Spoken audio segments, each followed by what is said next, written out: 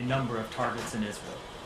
The United States once again came to Israel's defense against these attacks, just as we participated in Israel's defense when Iran launched its April 13th attack.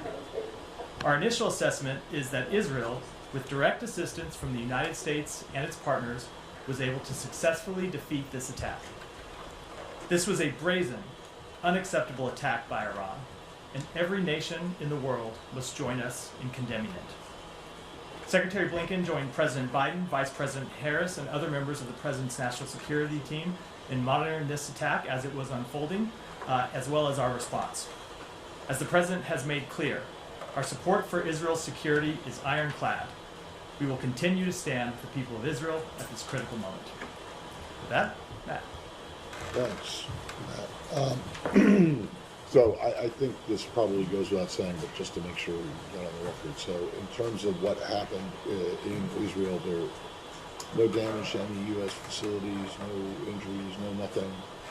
At this time, we are not aware of any damage to U.S. facilities. As you know, we issued an order earlier today for our personnel, State Department personnel in Israel to shelter at their homes.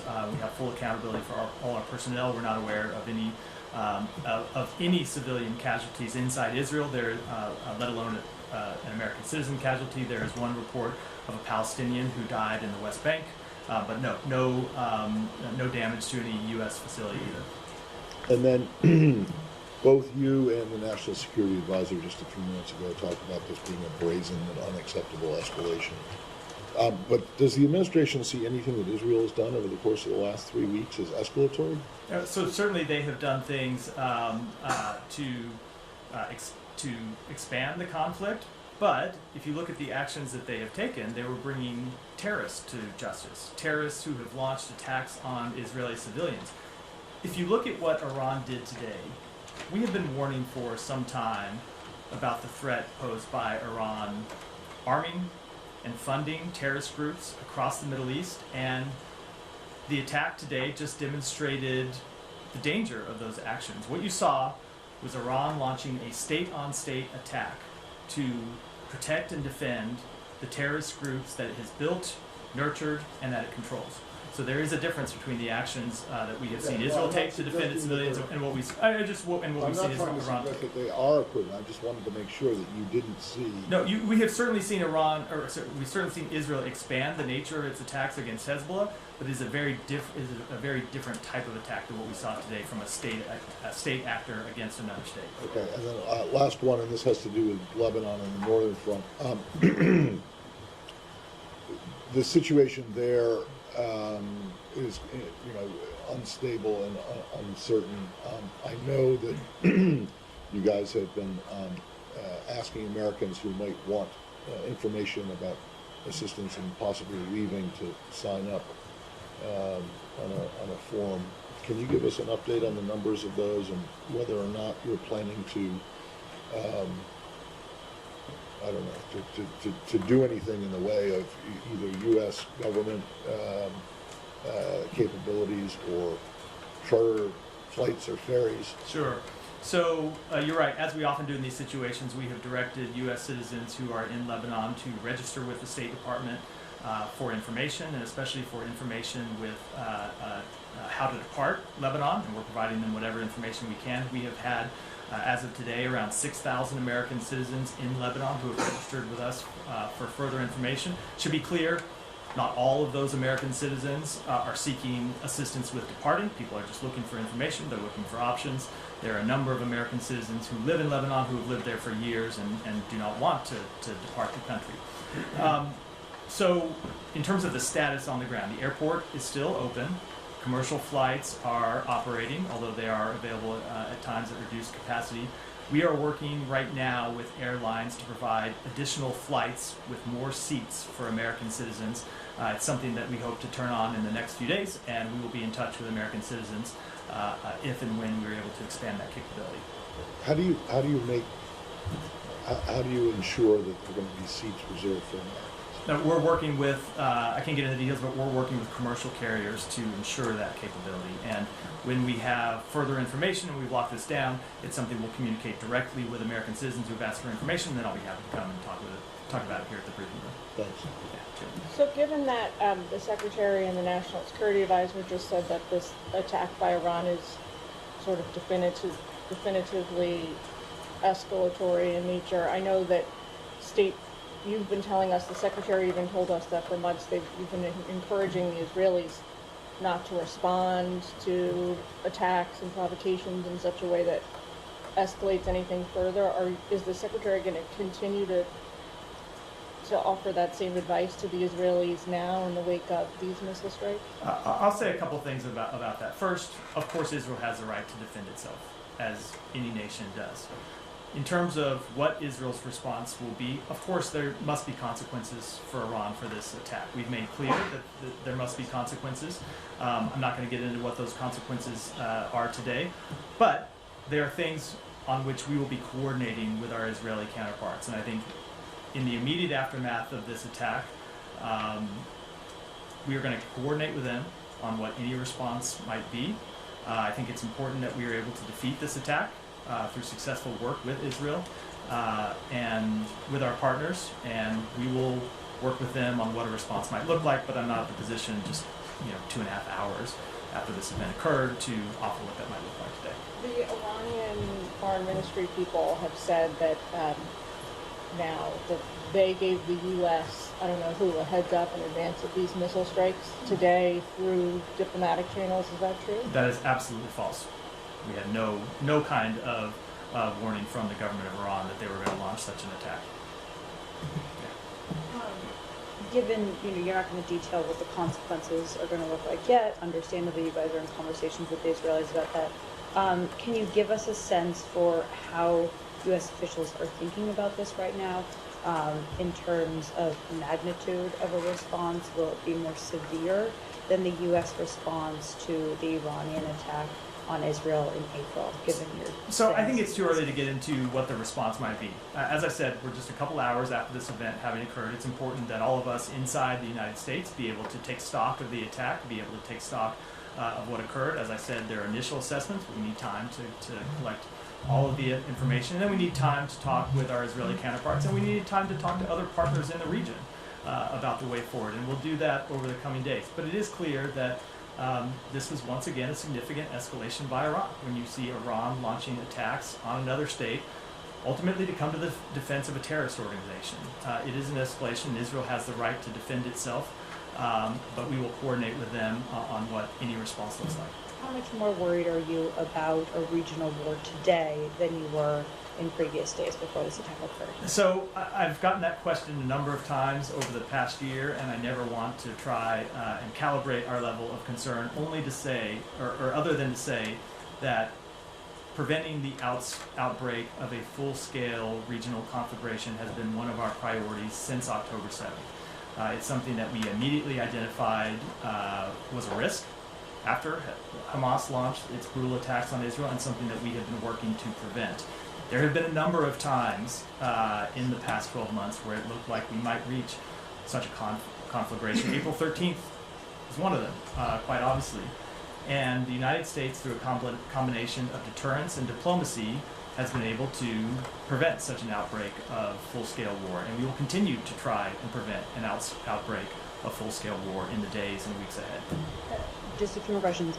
Is Iran's nuclear program a legitimate target for an Israeli response? Again, I don't want to get into, and this is not to to say that I'm ruling anything out and that I'm ruling anything in, but I would answer any question this way, which is we want to have these conversations directly with our Israeli counterparts over the coming days. It's clear that this was an unacceptable attack, and as we made clear before this attack, there will be consequences for it, but I think it's appropriate that we discuss those consequences with our Israeli counterparts before we talk about them publicly. Any other countries involved in defending Israel alongside the United States? There were partners, as I said in my opening comments, who assisted in the defense of Israel. I will let all of those partners speak to their own actions. And last question, is the attack over as far as the U.S. assessment is Certainly this initial wave of an attack is over, which is not to say that there are other waves coming, or that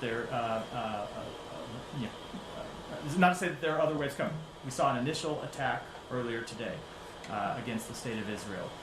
Certainly it would be incredibly reckless and would continue to be escalatory were Iran to launch further attacks on Israel, and we'll be monitoring the hours ahead. There have been a lot of parallels drawn between Iran's attacks on Israel we saw in April and what happened today. The big difference is that back in the spring, Iran did message for weeks the kind of attack it was going to carry out against Israel, as opposed to this time around, it seemed to be very sudden by comparison. That lack of warning, public messaging, do you read into that? Is there any diplomatic significance? You know, I don't want to try to make assessments about why Iran made the decisions it made, or why it kind of telegraphed them publicly last time and didn't do so this time. Obviously, we had some indication that an attack might be in the works. You saw us talking about that.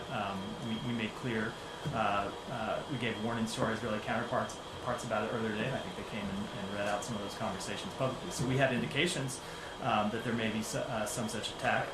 I can't speak to why they made the decision to not telegraph it as publicly as they did last time. It doesn't change the fundamental nature of the attacks, which is that this was an unacceptable and brazen action by the state of Iran.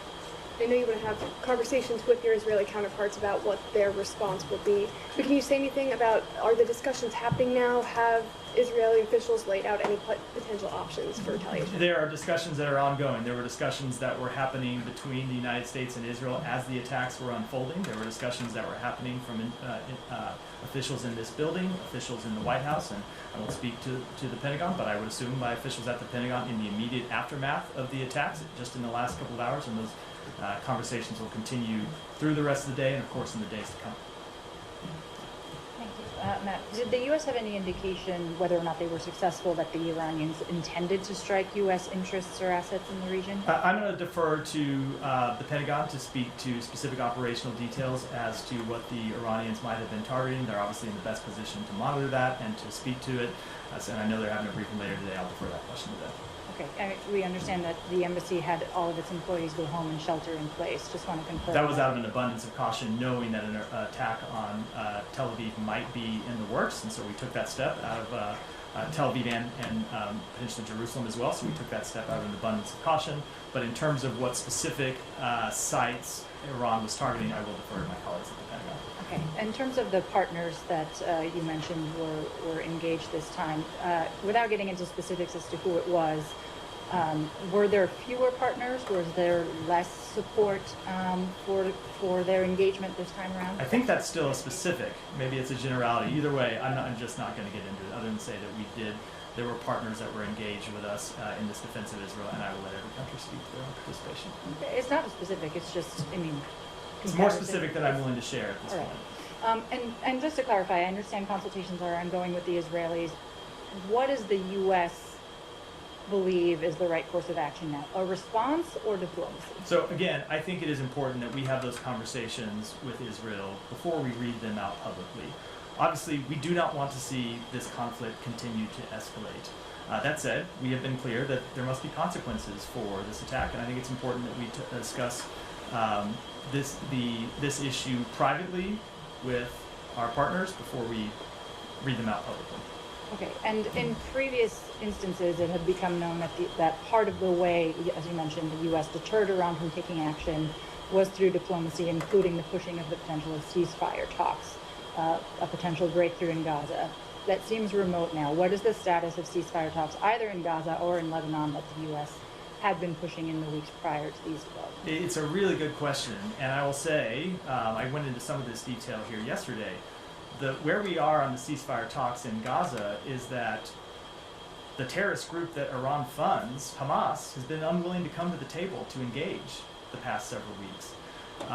So yes, it's true that we have not been able to advance these ceasefire talks, but it's not because of any lack of effort by the United States or our partners in the region. It's because the terrorist organization that Iran has sponsored for years and years and years has refused to come to the table. So if Iran wants to use the breakdown of ceasefire talks as an excuse for its actions today, it needs to point to the terrorist group that it controls. It's Hamas that has been responsible in recent weeks for the breakdown of those talks. Is it your understanding that that was one of the reasons that they decided to? No, I was responding Okay, to the question. Last one clarification. I mean, obviously these talks require time, resources. It engages top U.S. officials. Are they still a worthwhile investment of the U.S.'s time when it appears that other parties are not? No, look, we are not going to give up on reaching a ceasefire in Gaza because we believe it is the best way to free the hostages. It is the best way to alleviate the suffering of the Palestinian people. It is the best way to ensure long-term peace and stability for the entire region. So no, of course we are going to continue to stay engaged on this, but in any kind of ceasefire talks, when you're talking about two parties to a conflict, you need both parties to engage, and right now we have a refusal to engage by one of those parties.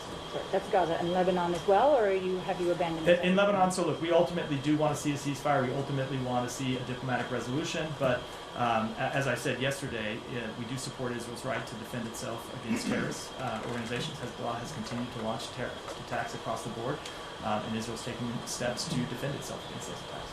And you mentioned there was, before the attack, that you weren't told by the Iranians that they were going to attack, but you had some indication. What was the indication? Was that sort of from satellites able to see things moving around? Are you able to tell us anything more about that? So I am not able to tell you anymore, unfortunately. Obviously, you've seen all around the world before the outbreak of conflicts that the United States at times has the ability to gather information about what is likely to happen. That was the case here. I just can't say anything about it. But it was not through any conversations with Iran, direct or indirect. And some small amount of intelligence was declassified so that you could make that warning ahead of time. I'm not able to get into it any more than what we said publicly. In that period between informing the world and the Israelis that of this information, was there any effort to, other than the public statements, to reach out to the Iranians to say, don't do this? So I will answer that by saying we have made clear for some time that we have the ability to send messages to Iran when it is in our interest to do so. And without speaking to any messages in particular, we have made clear the position of the United States that Iran should not launch this attack, that it would be a mistake for Iran to launch this attack, and I think I'll leave it at that. I think the Iranian mission to the UN has talked about, they did send some message, I'm not sure whether it's before, minutes before, after the missiles were launched, or is there anything you can tell us about when that was received and sort of the nature of that message? It wasn't received because that report's not true. I mean, I've seen the statement from Iran. I saw first stories that they warned us in advance, and I saw stories that they warned us shortly in advance. It's just not true. We received no advance warning from Iran about this attack. And since the attack? And sorry to interrupt. Sorry. I would just note that this is not the first time that Iran has said things about supposed interactions with the U.S. government and messages it has sent to the U.S. government that have not been true. They have done that a number of times over the last few months, and this is one of those examples. You're saying up till now, up till when you took the podium, I guess, there was no sort of diplomatic note from the Iranians explaining their actions. Correct. Just Yeah. on their statement from in the UN, they said that this attack in response to the violations for their sovereignty and also attacks against their nationals. Now, sovereignty, the attack on Ismail Haniya on their territories, do you think this is a legitimate argument for them? No, of course it's not. If you look at the supposed argument about attacks on their sovereignty, I'll say first of all, that's an event that happened weeks ago, and what's changed in the weeks since then? You've seen the death of the leader of a terrorist organization that Iran sponsors, funds, controls. That's what's changed. And to the extent that any Iranian officials have been killed in the past few days in Lebanon or in Syria, it's because they were meeting with terrorist organizations, meeting with terrorist leaders. And it goes to the point I made a moment ago, which is what you saw Iran to do today was come to the defense of a terrorist organization. I don't think it holds water when you look at all the events of the past few weeks that this event had anything to do with Iran's sovereignty. It has to do with the fact that a number of the terrorist organizations that Iran has set up for years as a way to undermine and attack the state of Israel have been weakened, first over the past few months and then most recently over the past few weeks. It's quite clear that's what they're responding to. Okay, and one question on Lebanon. I know now everybody is concerned about a wider war, about escalation, but also there are concerns about repercussions in Lebanon. I'm talking about the humanitarian situation, about maybe civil war at some point. So are you talking to the Lebanese? What are your concerns? What are you doing? Are you talking to the LAF? You've been supporting the LAF, and yesterday you were talking about stability and their role in the stability within Lebanon. Who are your partners in Lebanon? So let me speak to first that you kind of mentioned on the way into the question, the humanitarian situation. We are working to address the humanitarian situation in Lebanon. I would note that the United States has been one of the, if not the largest contributor to humanitarian relief for the Lebanese people going back years, and we'll continue to work to provide humanitarian support for the Lebanese people.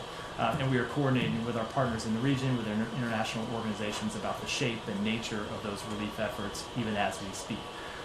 When it comes to the political situation in Lebanon, look, Lebanon has been plagued by instability, as I know you know far better than me, for some time. And certainly not the only, but one of the driving factors of Lebanon's instability has been the fact that Hezbollah plays a significant role in the political organization of Lebanon and has held a veto over Lebanon's ability to move forward with a new president, and has held a veto over the security situation of Lebanese civilians. It's because of Hezbollah's refusal to abide with UN Security Council 1701 and actually pull back from the border, that as they were supposed to do, that we're in this situation today. So I think it's too early, obviously, to say how this conflict will shape out in the next few weeks. But what we are going to be working to do is to try to seize this moment and really hope that the Lebanese people can seize this moment against very difficult odds, because there are still a number of Hezbollah fighters who have access to arms and equipment inside Lebanon, but seize this moment to try to establish actual political stability for Lebanon. To do that. So look, that is ultimately a question for the Lebanese people to answer, not for the United States to answer.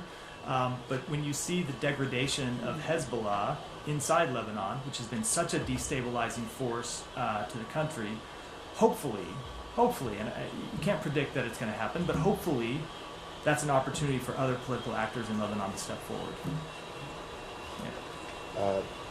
Matt, I mean, in your answer to Matt, and also during this 12 months, you've been always saying that your main goal in this conflict is not for it to spread to a regional war. And I believe now we are maybe one step further from a regional war. But do you think that your way of trying to contain it through your diplomatic means, by drawing boundaries and lines to Israel, that if you cross this will escalate into this war or that war, and the Israeli prime ministers keep crossing those lines, keeps escalating in the region, whether it is in Gaza with the Philadelphia corridor or in Lebanon? First, you advised against major operation in Lebanon. It happened. You advised against ground incursions in Lebanon. It happened. And now we reached to this point. Do you think that he's dragging the United States into a regional war, as he was saying that he wants to do that for a long time now? So let me say a couple things about this. First, it is absolutely true that Israel makes its own decisions about its security and about its path forward in the region. And that's true about Israel, but it's true about every other country in the region. The United States offers its advice, it offers its support, it offers its deterrence capabilities, it offers its diplomatic capabilities to our partners. But ultimately, our partners and our allies have to make their own decisions about their future. And the United States has to make its own decisions about our national interests. And I know that's what the state of Israel does and what they will continue to do, and we will continue to make our own decisions about our national interests. And the decisions that we have made that we will continue to stand by and continue to pursue is to use our diplomacy and deterrence to try and avert a regional war. We're going to continue to do that. But it's always been true that there are a number of other players in the region besides the United States. It's Israel, it's terrorist organizations, there are other countries in the region, all of whom have agency in this question. And what we will continue to do is use our diplomacy, use our deterrence to try to achieve the best outcome possible.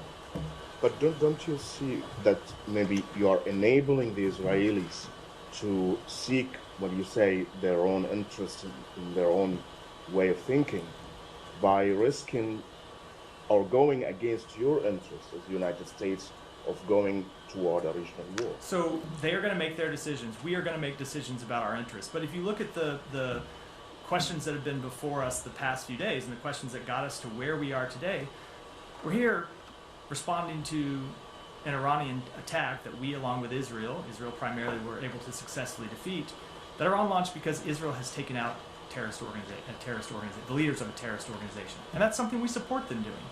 So while there are certainly steps that Israel takes with which we do not agree, and we have been quite clear about that, we do support them taking out the leaders of a terrorist organization. We support them degrading a terrorist organization. Those are steps that the United States would take as well. Those are steps that Arab countries in the region would take.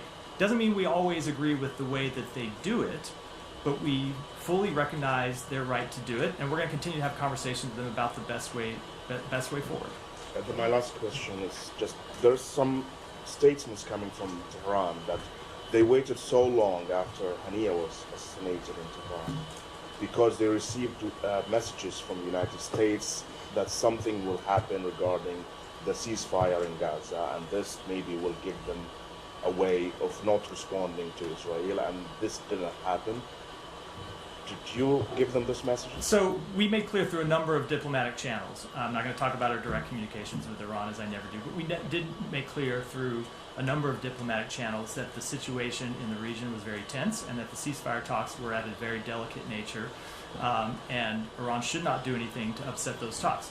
Now, what's happened in the meantime? Obviously, there's been a lot of water under the bridge since that date, but if you look at what's happened in the past few weeks, it has been Iran's client terrorist organization that has been the impediment to reaching a ceasefire agreement, which is not to say that there have not been times in which Israel has made reaching an agreement more difficult. They absolutely have, and we have been trying to work through those objections as well.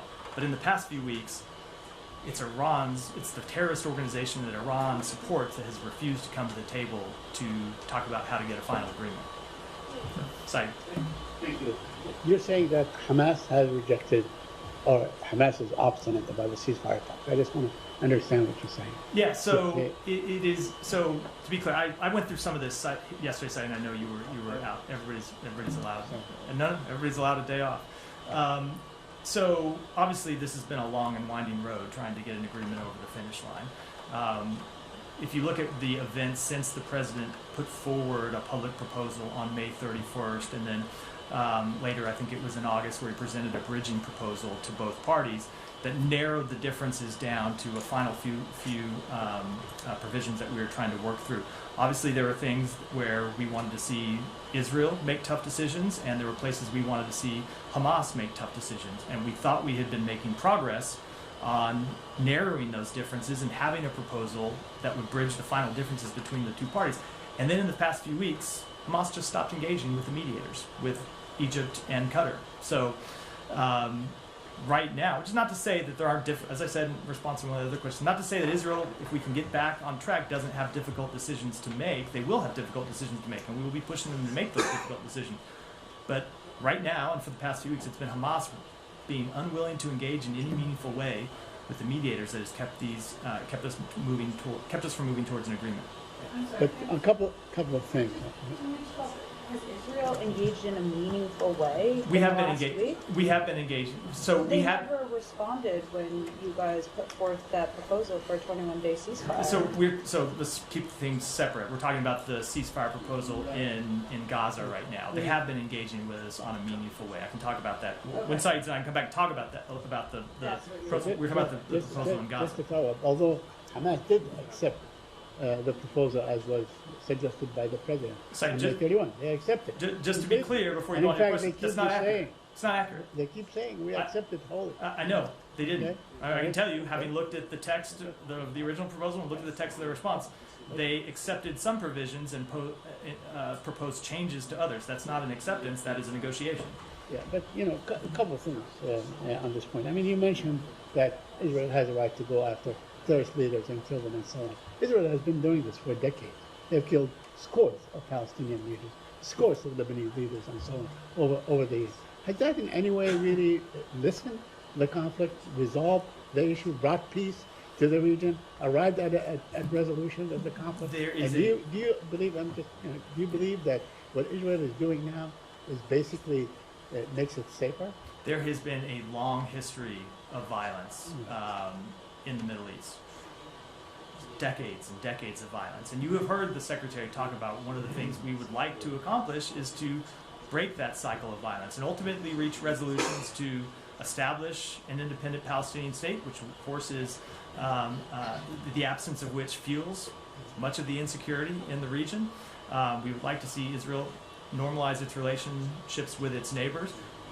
But in the meantime, that does not mean that Israel should not defend itself against terrorists that are committed on killing its civilians and destroying its state. Any country would do that. Okay, let me ask you, just shift gears on the aid issue. ProPublica published a report saying that Israel deliberately blocked humanitarian aid to Gaza, and there were two U.S. government bodies that told that to the Secretary of State, but he basically rejected it.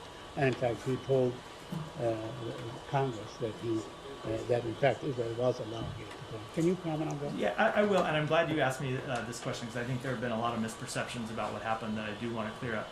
So it is not at all uncommon when the United States government is looking at difficult questions for different agencies inside the United States government to come to differing conclusions, or different bureaus and components inside an agency to come to differing conclusions. And that's what happened here. You had a number of components of the department that were making recommendations. You had other agencies inside the U.S. government outside the State Department who were providing information to the Secretary. And when the Secretary got all those recommendations in a number of meaningful ways, they conflicted. You had some people making one set of recommendations and other people making, if not diametrically opposed recommendations that conflicted.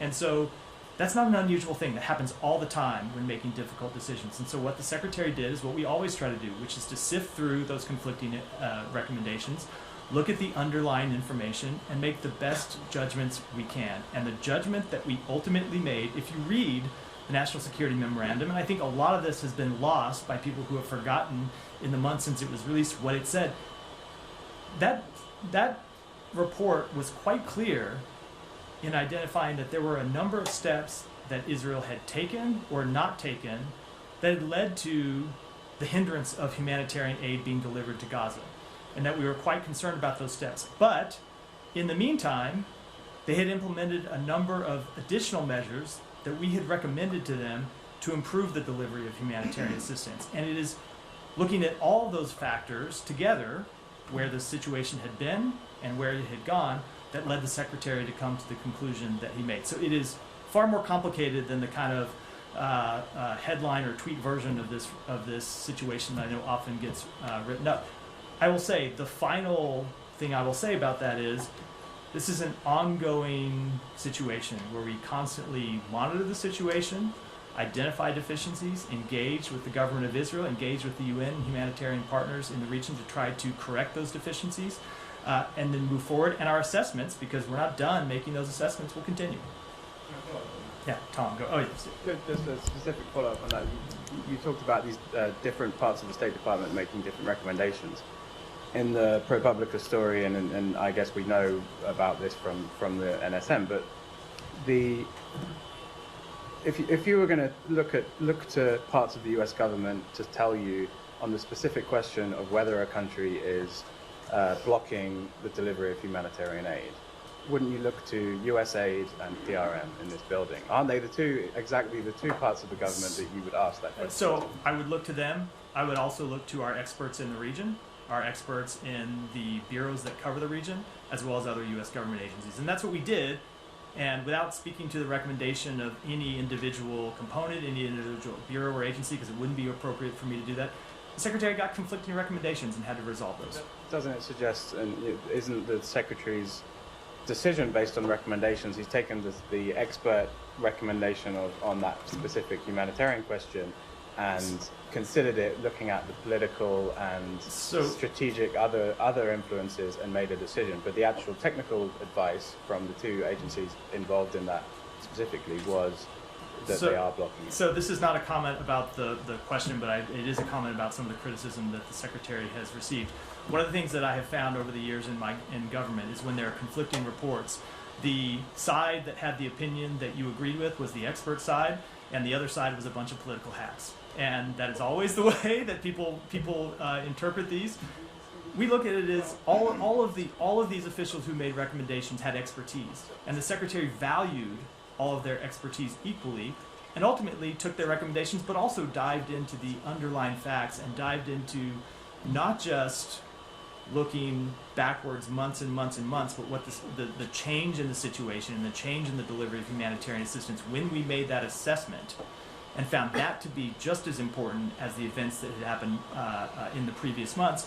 And the report's language reflected all of that. We were quite transparent about how we had seen the situation change over time. Well, wait a second. I don't understand how you can say the Secretary valued all their expertise equally when he rejected the side that... So you can value someone's expertise and still disagree with, I value very much your reporting, Matt. I disagree with some of the stories that you write. You can value someone... I question that. You can value someone's expertise and still disagree at times with their recommendations when you have conflicting information. Wait, so there was conflicting information? You had conflicting assessments from different bureaus inside the department. Okay, but the assessments were based on facts on the ground, right? They were based on... Right? They were... What was happening on the ground? So it's not just... So unless one of these two bureaus just got it wrong and didn't, then they were giving their... No. It is, their assessment was based on facts. No, right? it is not just an assessment of facts on the ground, but how facts changed over time, which is one of the things we laid out in the report. That if you looked at the actions by the government of Israel, and as important as actions at time inaction, things that we had recommended they do that they didn't take, we concluded that some of the actions they took and some of the inactions, things that they hadn't done, had led to a slowdown in delivery of humanitarian assistance. But we had intervened with them, and they had taken a number of meaningful steps in another direction that led us to make the assessment that we did. To the point where now everything is just fine. That was as I said, it is an ongoing assessment, and we constantly see deficiencies that we try to alleviate. The situation is nowhere close to fine. Yeah. On the Israeli raids into Lebanon, just first of all, I mean, do you have any updates on your assessment of what's happening on the ground, if these remain limited as has been described? So as of today, we have continued to see limited targeted raids. I won't speak to the future, but that's what we've seen as of this point. And I think the Israelis have spoken about these going back some way in time as well, actually. Is that your understanding that they have been, they were going on the run? I think with that level of detail, I should, about a military operation, I should defer to them to speak to. You talked about this combination of deterrence and diplomacy, so and you're going to be consulting with the Israelis in terms of the response to Iran. Are both of those things that you're talking about important in your discussions with the Israelis now? Both deterrence and diplomacy? Of course, they always are. Okay. And on the point about, I just want to sort of get you to reflect on where you were at last week at the United Nations, a joint call with a number of countries urging restraint, de-escalation, a 21-day truce. Where we are now and what we've just seen happening in the region, when you reflect on sort of what has changed or what went wrong, if I can put it like that, for your own strategic position. What is the reason behind the complete difference in what you're aspiring to last week and where we're at now? So nothing has changed in what we're aspiring to. We continue to see a ceasefire and diplomatic resolution as the best way forward to the conflict in the north. At the same time, events that have happened over the past few weeks, like the death of Hassan Nasrallah, is the kind of event that we support, right? We want to see terrorists brought to justice. And attacks on terrorist infrastructure to both stop them from launching these rocket attacks against Israeli civilians, and, as I said in response to Hiba's question, to try to degrade what has been a destabilizing force for Lebanon and the Lebanese people. We support those actions, but long term, ultimately, we do want to see a diplomatic resolution, and that starts with a ceasefire, and we're continuing to pursue that with Israel and our partners in the region. You said just finally that, I think, which I don't think I've heard you say before, but you described Israel as expanding the conflict in these actions, and you also then said that doesn't, you talked about the death of Nasrallah, and perhaps you're also alluding to Hania, I don't know, but when you said that terrorists are killed, it doesn't mean we always agree with the way they do it. Is that something you'd apply to either of these cases? It's not a comment I'm going to make with any specific for any specific strike, because as we've gotten into a number of times, there are when it comes to those types of assessments, a number of factors we have to consider. But I think it's true when you look at any government that launches military operations, we might look at it sometimes and come to different decisions, either for tactical reasons or strategic ones. Jill.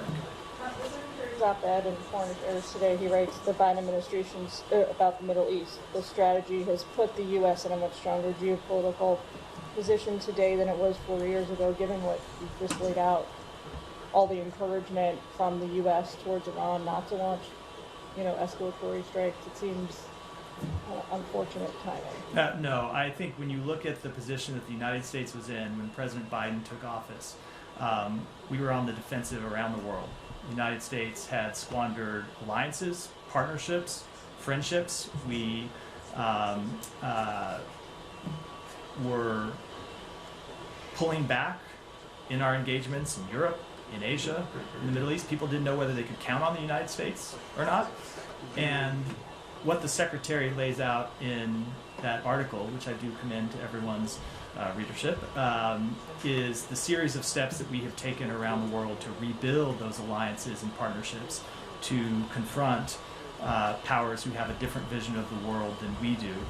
And I'll also note that one of the things the Secretary always hears in his travels through the Middle East, and I've witnessed this firsthand, is countries in the region welcoming U.S. engagement, wanting to see continued U.S. engagement, and oftentimes saying you are the only country that can play this diplomatic role. There's no other country in the region or the world that can play a role in trying to de-escalate this conflict, and so they want us to stay at it, and we'll continue to stay at it. So then why wasn't the U.S., the Biden administration, able to dissuade Iran from launching today's attack? Look, I think Iran has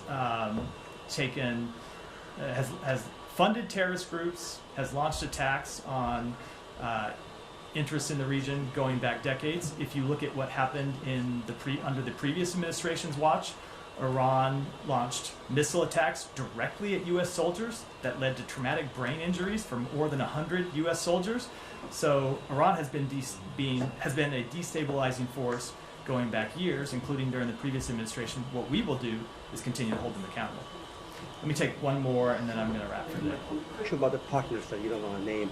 Last time you did talk about coalition countries you put together, the UK, the Gulf countries, Jordan. The fact that we aren't hearing about the same coalition, is it because of the lack of timing to get all the ducks in a row? I just don't want to say any more about the partners that we engage, other than they should speak for themselves.